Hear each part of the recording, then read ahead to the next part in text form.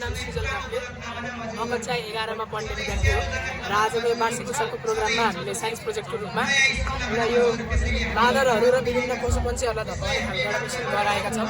यो चाहिँ एकदम ट्रेडिसनल खालको र एकदम सिम्पल खालको मेसिन हो। यसलाई चाहिँ हामीले कहाँ युज गर्न सकिन्छ भन्दा खेतहरूमा हामीलाई आएको बाली नालीहरूमा पशुपन्छीले आएर यसलाई खाइदियो भने बाली नाली तहस नहस हुन सक्छ र त्यहाँ सधैँ मान्छेले बसेर धपाउने कुरो पनि हुँदैन, घामको बेला पनि हुन्छ।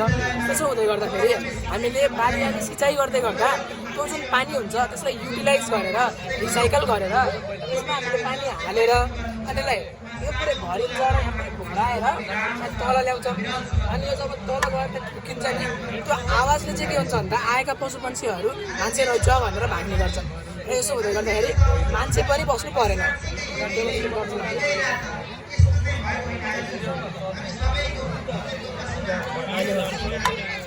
यसरी पानी हाल्दै गर्दाखेरि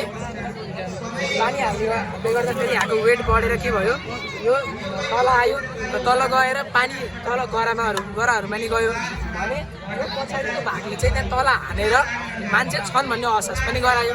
बस्ने खालको टिन राख्यो भने अझ राम्रो होला होइन? हजुर त्यसमा चाहिँ हामीले तल अझै राम्रोसँग बस्ने खालको एउटा मेटल राख्यौँ भने अझै राम्रो हुन्छ। त्यो चाहिँ हाम्रो प्रोटोटाइप मात्रै हो, फाइनल प्रडक्ट गर्दाखेरि एकदम राम्रो हुन्छ भने अब यसलाई चाहिँ तराईमा त्यसपछि गएर हाम्रो माथि पहाडी भेगहरूमा पनि राम्रोसँग युज गर्न सक्छ।